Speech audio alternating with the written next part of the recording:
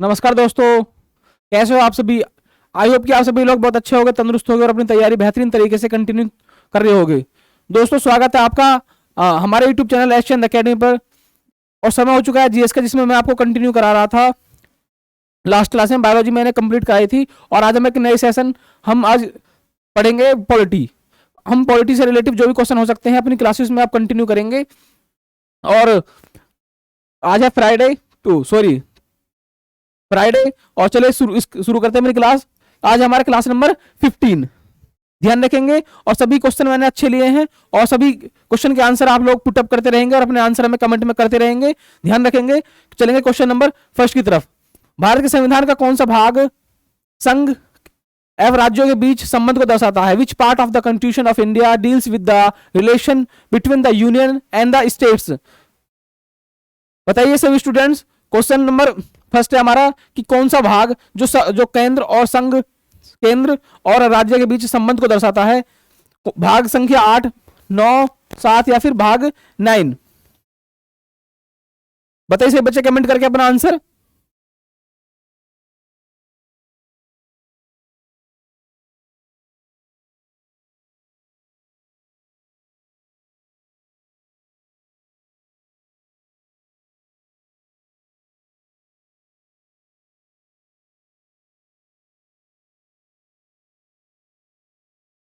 भाग संख्या 11। भाग संख्या 11, भाग 11 में संविधान के भाग 11 में क्या है? केंद्र यानी कि संघ एंड राज्यों के संबंध, संघ और राज्य के संबंध के बारे में भाग संख्या 11 में बताया गया है। संविधान के भाग 11 में बताया गया है कि केंद्र और राज्य के बीच में क्या क्या संबंध हो सकते हैं। और ध्यान रखेंगे भाग संख्या 9 किससे संबंधित है? भाग संख्या 9 होती है किससे? बताइए। नगर,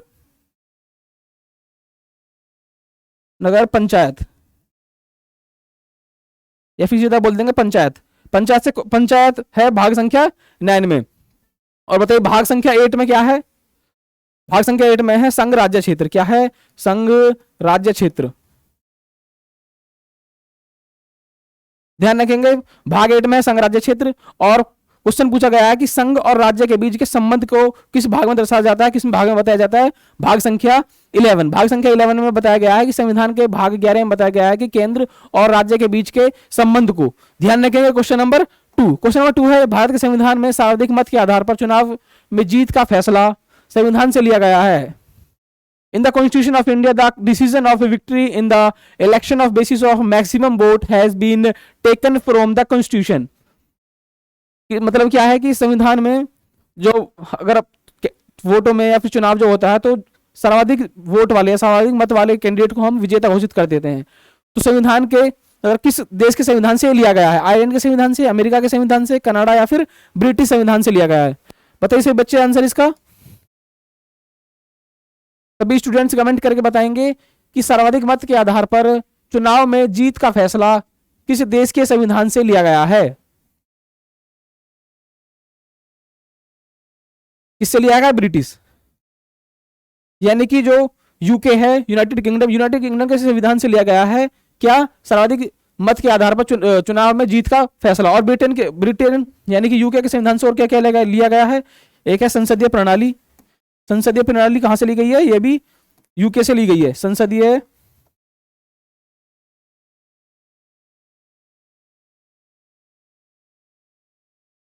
संसदीय प्रणाली।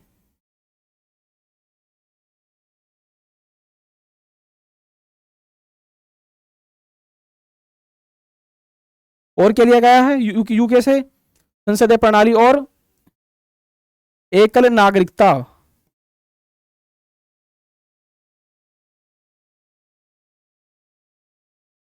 और बताइए संसदीय प्रणाली और एकल नागरिकता ये दोनों ही किससे लिए गए हैं? ब्रिटेन के संविधान से लिया गया है। और ध्यान रखेंगे कि सर्वाधिक मत के आधार पर चुनाव में जीत का फैसला किस संविधान से लिया गया है? ब्रिटिश संविधान से। और इसके अलावा 2 पॉइंट और ध्यान रखेंगे, पूछ लिया जाता है कि संसदीय प्रणाली या फिर एकल नागरिकता भारतीय संविधान ने किस देश के संविधान से ग्रहण की है? ध्यान रखेंगे ब्रिटिश संविधान। इसके अलावा हमें ध्यान रखेंगे आयरलैंड के संविधान से क्या लिया है? बताइए। नीति निर्देशक तत्व। क्या है? नीति निर्देशक, नीति निर्देशक तत्व किस देश के संविधान से लिए हैं? आयरलैंड। अमेरिका की बात करें तो अमेरिका से लिया है क्या? मौलिक अधिकार। क्या लिया है? मौलिक अधिकार किस देश के संविधान से लिया है? अमेरिका के। और कनाडा से लिया है क्वासी फेडरल, यानी कि अर्ध संघीय व्यवस्था या फिर केंद्र और राज्य के बीच का जो संबंध होता है वो किस देश के संविधान से लिया है? अमेरिका कनाडा के संविधान से। चलेंगे क्वेश्चन नंबर 3। क्वेश्चन नंबर 3 है संविधान की प्रारूप समिति का अध्यक्षता किसने की? Who presided over the drafting committee of the constitution? B R Ambedkar, Jawaharlal Nehru, या फिर वीपी मेनन, या फिर सरदार वल्लभ भाई पटेल? बताइए सभी बच्चे आंसर कि संविधान की प्रारूप समिति की अध्यक्षता किसने की थी? संविधान की प्रारूप समिति की अध्यक्षता किसने की थी?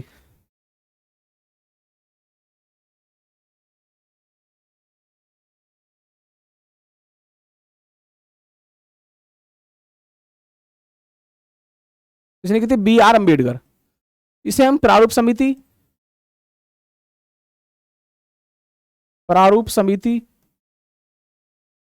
या फिर और इसे बोल देंगे मसौदा समिति। क्वेश्चन ऐसा ही पूछ लिया जाता, मसौदा समिति। मसौदा समिति के गठन की बात करें तो गठन होता है इसका 29 अगस्त 1947।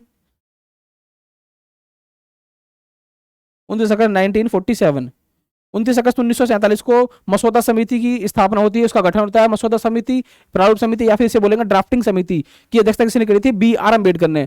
और इसमें कितने सदस्य थे? कुछ पूछ लिया जाता है कि कितने सदस्य टोटल? इसमें सदस्य थे 7।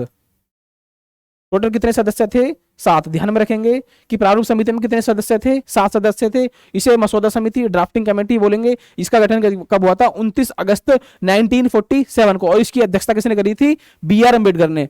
और बाद में संविधान के बाद में हमें पता चलता है कि जो संविधान का प्रारूप हुआ कंप्लीट और संविधान जो बना वो किसकी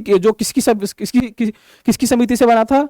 जो अंबेडकर जी की समिति थी, प्रारूप समिति या फिर मसौदा समिति। इसी समिति की सिफारिश पर भारत के संविधान का निर्माण हुआ था। इसीलिए बोलते हैं हम बी आर अम्बेडकर को बोलेंगे भारतीय संविधान का शिल्पी। भारतीय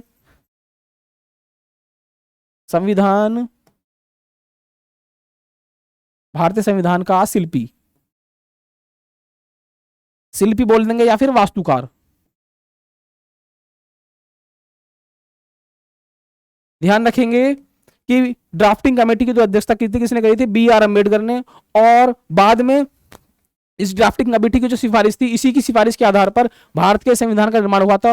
और संविधान के निर्माण में महत्वपूर्ण भूमिका निभाई थी बी आर अम्बेडकर ने। और इन्हीं को इसलिए बोलते हैं भारतीय संविधान का शिल्पी या फिर वास्तुकार। ध्यान रखेंगे। क्वेश्चन नंबर 4 है भारतीय संविधान का निम्न भागों में से कौन सा भाग इसके संशोधन की प्रक्रियाओं का विवरण देता है? विच of the following parts of the Indian constitution details the procedure for its amendment? बताइए भाग संख्या 13, भाग संख्या 11, भाग संख्या 20 या फिर भाग 15? संविधान के किस भाग में संविधान संशोधन की प्रक्रिया का वर्णन है? क्वेश्चन ये है, बताइए सही बच्चा जल्दी कमेंट करके।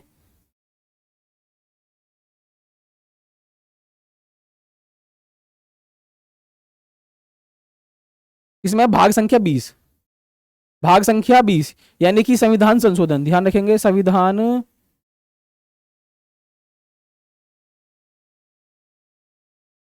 संशोधन संविधान के भाग 20 से संबंधित है। और आर्टिकल की बात करेंगे, संविधान संशोधन का आर्टिकल है अनुच्छेद कितना? अनुच्छेद 368, अनुच्छेद 368। और संविधान संशोधन की जो प्रक्रिया है किस देश से ली थी? दक्षिण अफ्रीका। किस देश से ली थी? दक्षिण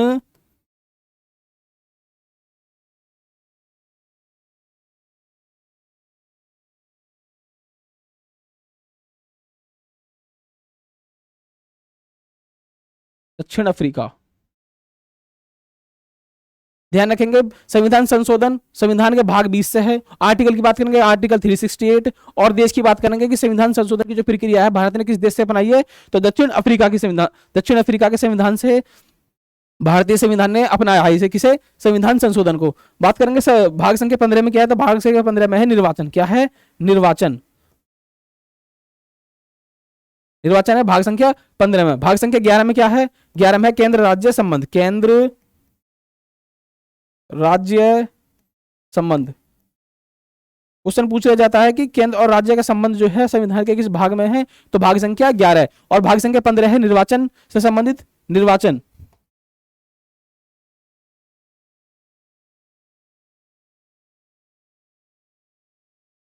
और संविधान संशोधन है भाग संख्या 20, आर्टिकल 368। ध्यान रखें। क्वेश्चन नंबर 5, क्वेश्चन नंबर 5 है भारतीय संविधान में द्विसदनीय प्रणाली किस देश से ली गई है? The bicameral system in the Indian constitution is taken from which country? Australia के, आयरलैंड, अमेरिका या फिर यूनाइटेड किंगडम? बताइए सभी स्टूडेंट्स कि संविधान में द्विसदनीय प्रणाली किस देश से ली है? ऑस्ट्रेलिया के संविधान से, आयरलैंड, अमेरिका या फिर यूनाइटेड किंगडम? बताइए सही बच्चे कमेंट करके।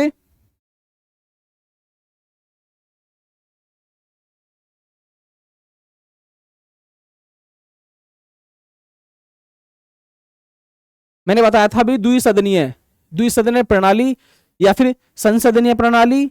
संसदीय प्रणाली को ही क्या बोलेंगे हम? द्विसदनीय प्रणाली। यानी कि द्विसदनीय का मतलब है कि लोकसभा और राज्यसभा, और संसदीय प्रणाली भी यही है, द्विसदनीय प्रणाली या फिर संसदीय प्रणाली। ये दोनों कहां से ली गई है? यूनाइटेड किंगडम, यानी कि ब्रिटिश संविधान संशोधन से, ब्रिटिश संविधान संशोधन से। और इसके अलावा मैंने क्या बताया था? एकल नागरिकता। क्या बताया था? इससे हम दो ध्यान में रखेंगे, एक तो संसदीय समिति, संसदीय प्रणाली, और दूसरा संसदीय प्रणाली को बोल देंगे या बोल देंगे द्विसदनीय प्रणाली। और दूसरा है एकल नागरिकता। क्या है? एकल नागरिकता। ये दोनों ही पॉइंट कहां से ले गए हैं? ब्रिटिश संविधान संशोधन से। ध्यान रखेंगे। ऑस्ट्रेलिया से बताइए। ऑस्ट्रेलिया से एक तो समवर्ती सूची ली गई है, समवर्ती सूची, और क्या है? समवर्ती सूची और क्या है? संयुक्त बैठक। संयुक्त बैठक, लोकसभा और राज्यसभा की जो संयुक्त बैठक होती है वो ऑस्ट्रेलिया के संविधान संशोधन से ली गई है। संयुक्त बैठक, संयुक्त बैठक।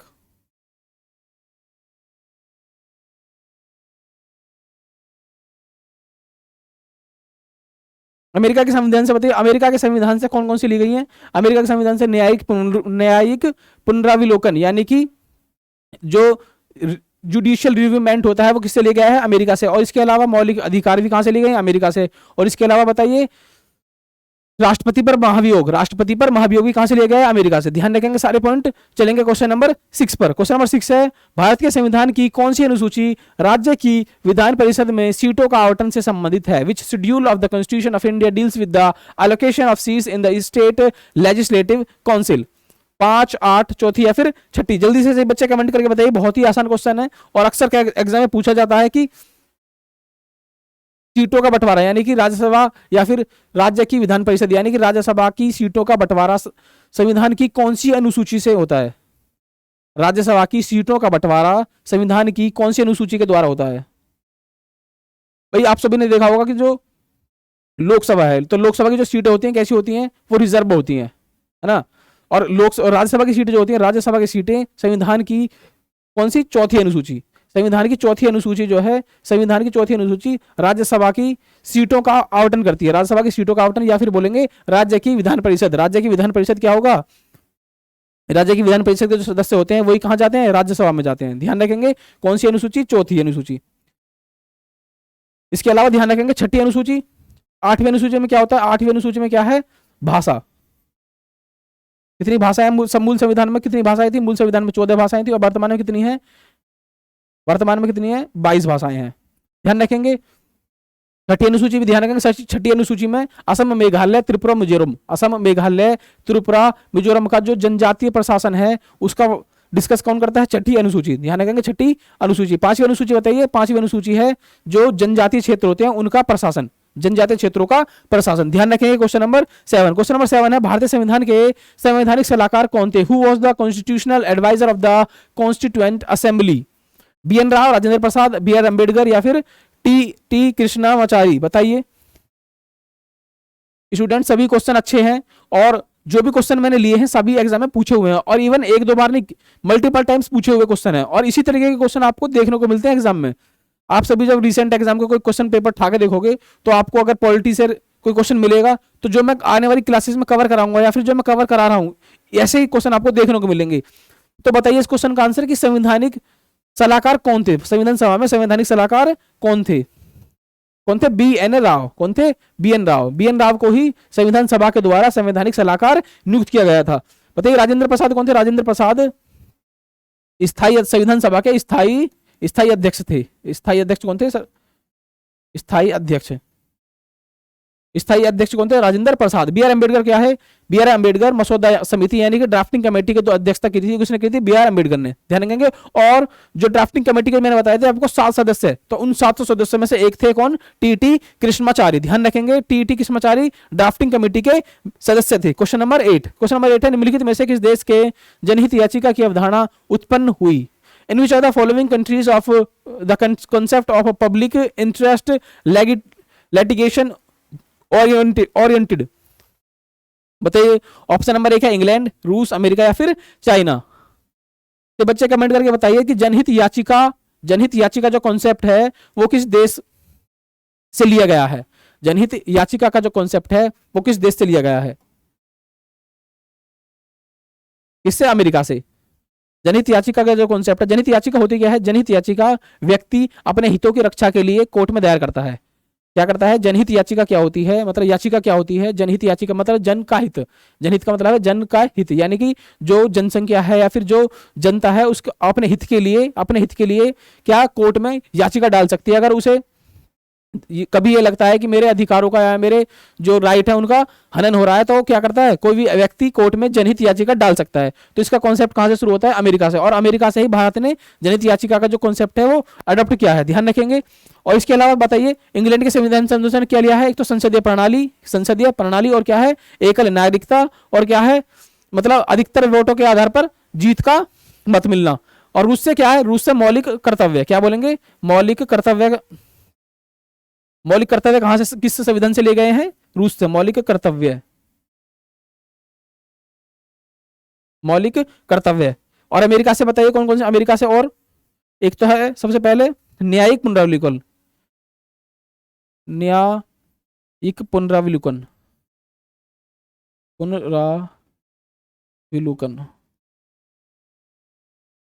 और बताइए मौलिक अधिकार, मौलिक अधिकार। और बताइए राष्ट्रपति पर महाभियोग। क्या बोलेंगे? राष्ट्रपति पर महाभियोग। सारे पॉइंट ध्यान में रखेंगे। अमेरिका के संविधान से 3 चीजें ध्यान में रखेंगे। न्यायिक पुनरावलोकन यानी कि जो जुडिशियल रिव्यूमेंट होता है वो किससे ले सकते हैं? अमेरिका से है। मौलिक अधिकार अमेरिका से है। मौलिक अधिकार और मौलिक कर्तव्य कहां से? मौलिक कर्तव्य रूस से हैं और मौलिक अधिकार अमेरिका से हैं। और क्या? राष्ट्रपति पर अभियोग, राष्ट्रपति पर महाभियोग। राष्ट्रपति पर महाभियोग संविधान के आर्टिकल 61 के अकॉर्डिंग लगता है। कहा? संविधान की आर्टिकल अनुच्छेद की बात करें तो आर्टिकल 61 संविधान के अनुच्छेद 61 में क्या है? राष्ट्रपति पर महाभियोग का वर्णन है कि प्रक्रिया है। कहां से ली गई है? अमेरिका के संविधान संशोधन से ली गई है। ध्यान रखेंगे। क्वेश्चन नंबर 9, क्वेश्चन नंबर 9 है भारत के संविधान को बनाने वाली संविधान सभा में कितनी महिलाएं सदस्य थी? How many women members were there are in the constituent assembly that framed the constitution of India? कितनी महिला सदस्य थी? 10 थी, 15 थी, 12 थी या फिर 14 थी? बताइए से बच्चे कमेंट करके कि संविधान सभा में कितनी महिलाएं थी? संविधान सभा में कितनी महिला सदस्य थी? कितनी थी? 15। अगर मैं बात करूं तो संविधान सभा में संविधान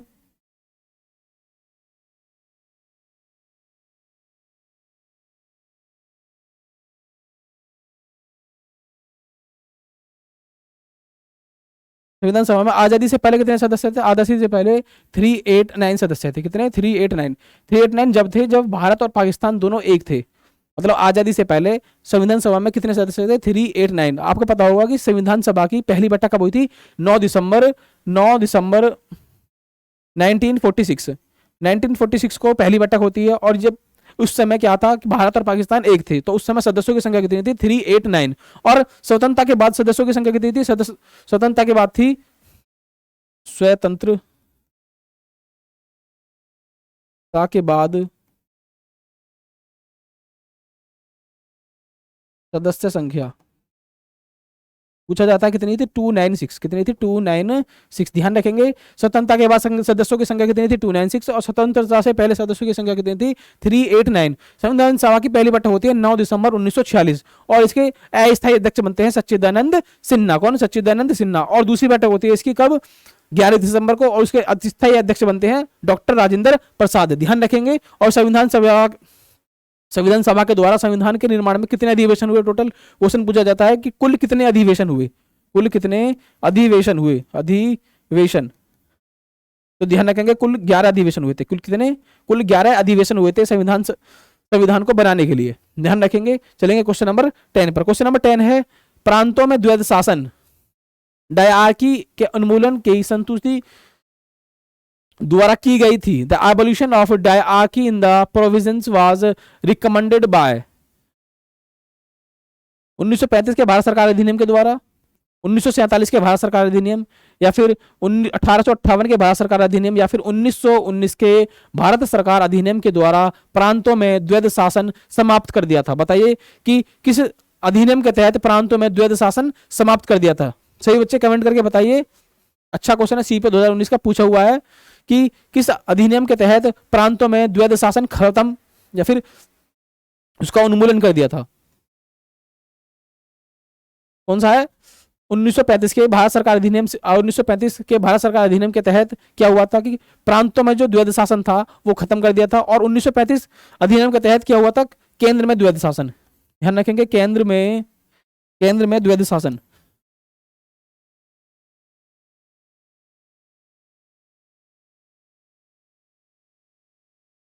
केंद्र में द्वैध शासन, केंद्र में द्वैध शासन किस अधिनियम के तहत, 1935 एक्ट के द्वारा।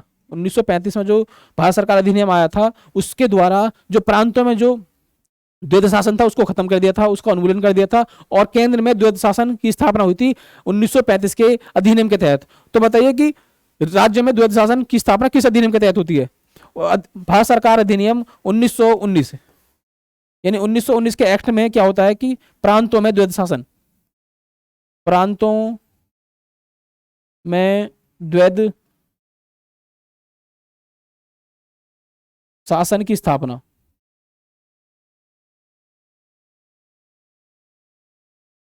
प्रांतों में द्वैध शासन की स्थापना कब होती है, 1919 के अधिनियम के तहत। और इसका एबोल्यूशन कब होता है, 1935 के अधिनियम में। और 1935 के अधिनियम में ही केंद्र में द्वैध शासन की स्थापना हो गई थी। ध्यान रखेंगे। और 1919 के अधिनियम को क्या बोलते हैं, क्या बोलते, मॉन्टेग्यू चेम्सफोर्ड। क्या बोलेंगे, मॉन्टेग्यू चेम्सफोर्ड एक्ट या फिर मॉन्टेग्यू चेम्सफोर्ड रिपोर्ट बोलेंगे। इसलिए क्यों बोलेंगे, क्योंकि जो 1919 में भारत के वायसराय थे वो कौन थे, चेम्सफोर्ड थे। और भारत के जो सचिव थे उस समय कौन थे, मॉन्टेग्यू थे। तो इसीलिए 1919 के एक्ट को क्या बोलेंगे, मॉन्टेग्यू चेम्सफोर्ड रिपोर्ट। क्या बोलेंगे, मॉन्टेग्यू चेम्सफोर्ड रिपोर्ट। ध्यान रखेंगे। Question number 11। क्वेश्चन नंबर 11 है निम्नलिखित में से कौन से विषय संघ सूची के भाग हैं, which of the following subjects are part of the union list, banking, police, कृषि या फिर सार्वजनिक स्वास्थ्य। बहुत ही आसान क्वेश्चन है, बताइए सही बच्चे कमेंट करके कि संघ सूची का विषय कौन सा है, बैंकिंग है, पुलिस है, कृषि या फिर सार्वजनिक स्वास्थ्य है। सही बच्चे कमेंट करके बताइए, मैं कंटिन्यू कमेंट आपको देख रहा हूं।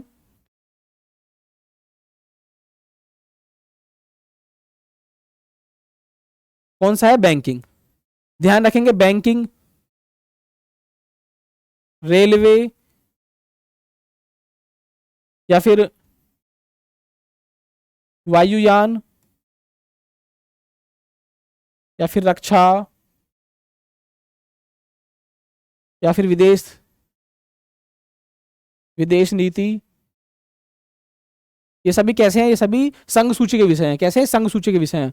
पुलिस, कृषि और सार्वजनिक स्वास्थ्य कैसे हैं, पुलिस और कृषि कैसे हैं, पुलिस और कृषि राज्य सूची के विषय हैं। कैसे, राज्य सूची के विषय। और सार्वजनिक स्वास्थ्य कैसा है, सार्वजनिक स्वास्थ्य संघ सूची का, समवर्ती सूची का विषय है। सार्वजनिक स्वास्थ्य कैसा है, सार्वजनिक स्वास्थ्य है समवर्ती सूची का विषय। समवर्ती सूची का मतलब है कि जिसपे स्टेट गवर्नमेंट और सेंट्रल गवर्नमेंट दोनों अपना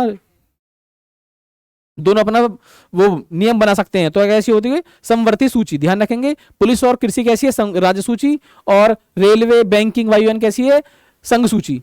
क्वेश्चन नंबर 12 है, भारतीय संविधान में संशोधन का प्रस्ताव निम्नलिखित में से किस देश के संविधान से लिया गया है? संविधान में संशोधन का प्रस्ताव किस देश से लिया गया है? रूस से लिया गया है, दक्षिण अफ्रीका, जर्मनी या फिर कनाडा? बताइए से बच्चे जल्दी से कमेंट करके कि संविधान संशोधन की प्रक्रिया, मैंने लास्ट में बताया था क्लास के शुरू में ही, संविधान संशोधन की प्रक्रिया भारतीय संविधान ने किस देश के संविधान से ली है? किससे? दक्षिण अफ्रीका के संविधान से ली है संविधान संशोधन की प्रक्रिया। मैंने सभी बताया था कि संविधान संशोधन आर्टिकल कैसा है, संविधान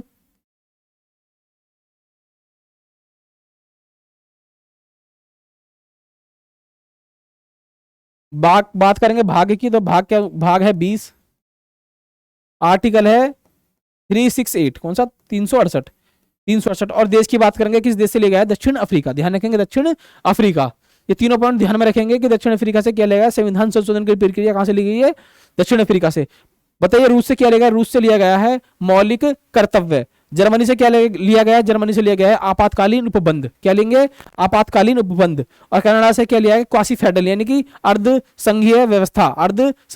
कहां से ली गई है? यानी कि केंद्र और राज्य का जो संबंध है वो किस देश से लिए गए हैं? कनाडा से लिए गए हैं। ध्यान रखेंगे। क्वेश्चन नंबर 13 है, संविधान सभा ने भारत के संविधान को कब अंगीकृत किया? When did the Constitution Assembly adopt the Constitution of India? 26 नवंबर 1949, 26 जनवरी 1950, 26 नवंबर 1947 या फिर 26 जनवरी 1947? बताइए कि संविधान सभा ने कब संविधान को अडॉप्ट किया था, अंगीकृत किया था, मतलब कि कब उसे ग्रहण कर लिया था, कब? टोटली वो दो फैक्ट है इसमें, एक तो है कि जब वो कब तो वो कंप्लीट बना, और दूसरा है कि कब वो कंप्लीट रूप से लागू हुआ। बात करेंगे अंगीकृत की, तो अंगीकृत कब हुआ था? 26 नवंबर 1949 को भारतीय संविधान सभा के द्वारा संविधान को क्या कर दिया गया? संविधान को अंगीकृत किया गया। अंगीकृत यानी कि उसे अडॉप्ट कर लिया गया था। बात करेंगे जब कब लागू हुआ था 26 जनवरी 1950 को।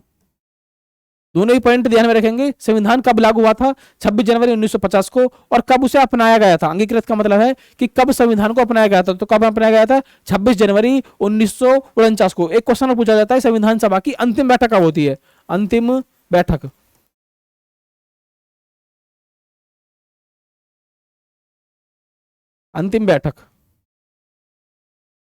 कब होती है? 24 जनवरी 1950। 24 जनवरी 1950 को संविधान सभा की अंतिम बैठक होती है। मैंने बताया था कि संविधान सभा की पहली बैठक कब हुई थी? 9 दिसंबर 1946 को। ध्यान रखेंगे कि संविधान कब बनकर तैयार हुआ था? 26 नवंबर 1949 को बनकर तैयार हुआ था, मतलब उसे अंगीकृत किया गया था। और कब संविधान को लागू किया गया था? 26 जनवरी 1950 को। क्वेश्चन नंबर 14 है, 9 दिसंबर 1946 को संविधान सभा के पहले अधिवेशन की अध्यक्षता किसने की थी? Who presided over the first session of the Constituent Assembly on December 9, 1946? बताइए, असफ अली, शरद चंद्र बोस, गोविंद बल्लभ पंत या फिर सच्चिदानंद सिन्हा? बताइए सही बच्चे कमेंट करके कि संविधान सभा के पहले अधिवेशन की अध्यक्षता किसने करी थी? सच्चिदानंद सिन्हा जो थे ये संविधान सभा के पहले अस्थायी अध्यक्ष थे। कैसे? पहले अस्थायी अध्यक्ष। तो पहली बैठक कब होती है इसकी? पहली बैठक होती है 9 दिसंबर 1949 को, सॉरी 1946 को। 9 दिसंबर 1946 को होती है संविधान सभा की पहली बैठक। और इसी बैठक में सच्चिदानंद सिन्हा को पहला अस्थायी अध्यक्ष, क्या सा? अस्थायी। ध्यान रखेंगे सच्चिदानंद कैसे थे? अस्थायी अध्यक्ष। कैसे? अध्यक्ष। और बात करेंगे अस्थायी अध्यक्ष की, तो इसकी दूसरी बैठक होती है 11 दिसंबर को, 11 दिसंबर 1946। दूसरी बैठक में स्थायी अध्यक्ष बन जाते हैं कौन? राजेंद्र प्रसाद। दूसरी बैठक में स्थायी अध्यक्ष यानी कि स्थायी कौन बन जाते हैं? राजेंद्र प्रसाद।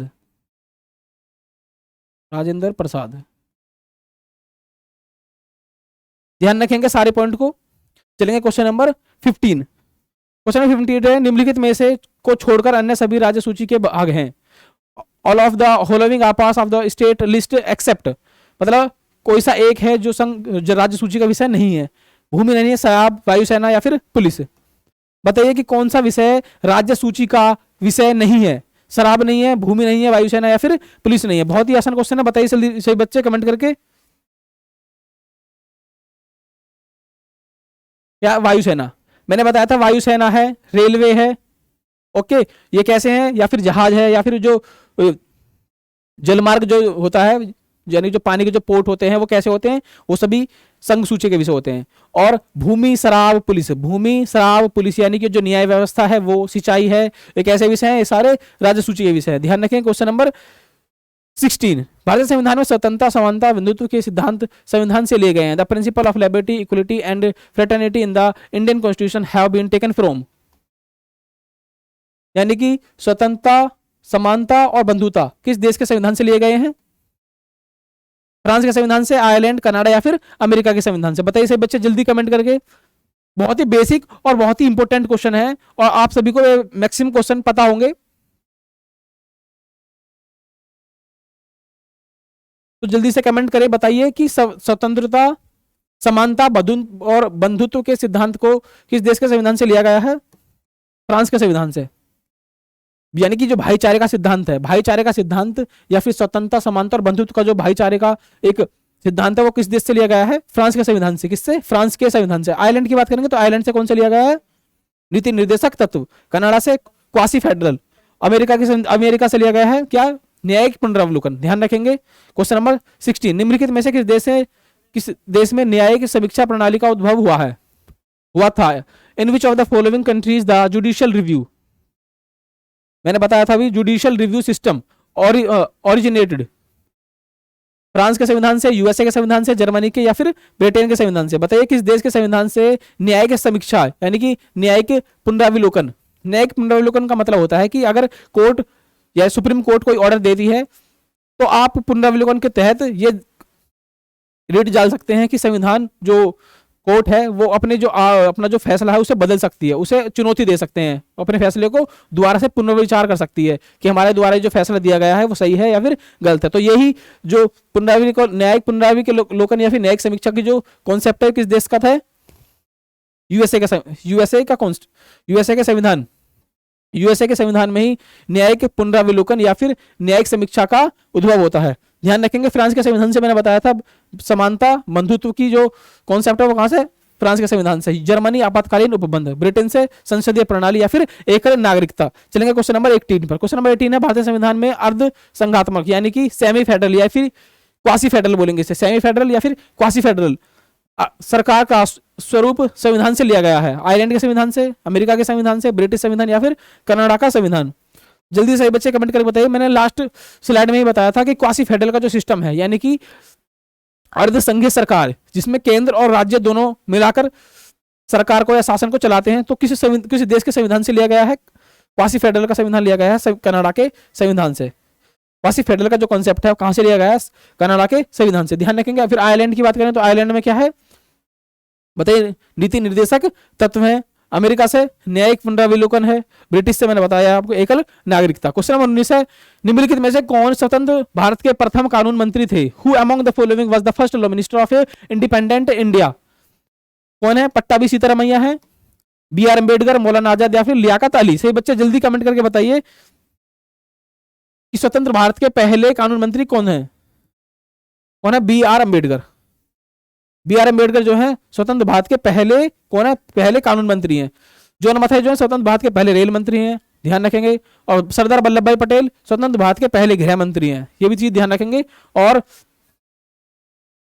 चलेंगे क्वेश्चन नंबर 20 पर। क्वेश्चन नंबर 20 है भारत सरकार अधिनियम 1919 को और किस नाम से जाना जाता है? मैंने बता दिया है शुरू में ही। By what other name the government of India act 1919 also known? Ramsay MacDonald award, Morley Minto report, Nehru report या फिर मॉन्टेक्यू चैम्सफोर्ड रिपोर्ट? जो 1919 का अधिनियम है वो और किसी नाम से जाना जाता है? बताइए से बच्चे कमेंट करके।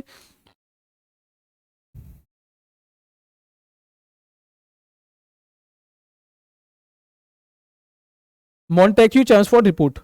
मॉन्टेग्यू चेम्सफोर्ड रिपोर्ट, या फिर बोलेंगे 1919 का एक्ट, 1919 का एक्ट। संविधान भारत सरकार अधिनियम 1919, भारत सरकार अधिनियम 1919 के तहत ही क्या है, एक्ट 1919 एक्ट। इस एक्ट के द्वारा ही प्रत्यक्ष निर्वाचन, प्रत्यक्ष निर्वाचन की जो व्यवस्था है, प्रत्यक्ष निर्वाचन की जो व्यवस्था है वो भारत सरकार अधिनियम 1919 के तहत प्रत्यक्ष निर्वाचन की व्यवस्था की गई है, और इसे ही बोलेंगे मॉन्टेग्यू चेम्सफोर्ड रिपोर्ट। इसीलिए ऐसा बोलेंगे कि भारत सरकार में उस समय भारत के जो सचिव थे वो थे मॉन्टेग्यू, और भारत के वर्सराय थे चेम्सफोर्ड। ध्यान रखेंगे। क्वेश्चन नंबर 21, भारतीय संविधान को हाथों से लिखने वाला व्यक्ति कौन था? Who was the person who wrote the Indian constitution by hand? भारतीय संविधान किसके हाथों से लिखा गया है? क्वेश्चन नंबर 1 है, ऑप्शन नंबर 1 है कन्हैयालाल मणिलाल वंशी, या फिर बाला साहेब गंगाधर खेर, या फिर प्रेम बिहारी नारायण रायजादा, या फिर श्यामा प्रसाद मुखर्जी। बताइए सभी स्टूडेंट्स कमेंट करके कि भारतीय संविधान किसके हाथों से लिखा गया है?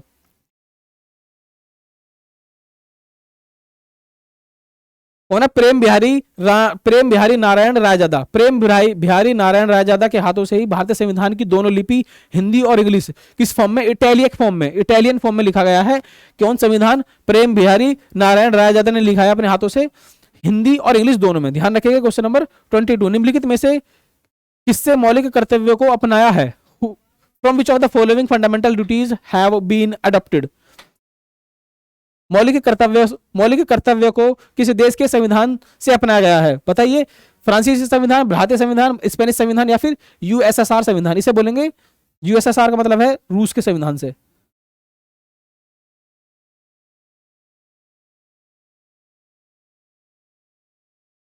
बताइए कि मौलिक कर्तव्यों को किस देश के संविधान से अपनाया गया है? तो किस देश के? यूएसएसआर के संविधान से, यूएसएसआर के संविधान से अपनाया गया है मौलिक कर्तव्य को। ध्यान रखेंगे। फ्रांसीसी संविधान से अपनाया गया है बंधुत्व और भाईचारे को। भारतीय संविधान, स्पेनिश संविधान छोड़ देंगे। क्वेश्चन नंबर 23, भारतीय संविधान की 6ठी अनुसूची निम्नलिखित में से किस राज्य के आदिवासी क्षेत्रों पर लागू नहीं होती है? The 6th schedule of Indian constitution does not apply to the tribal areas of which of the following states?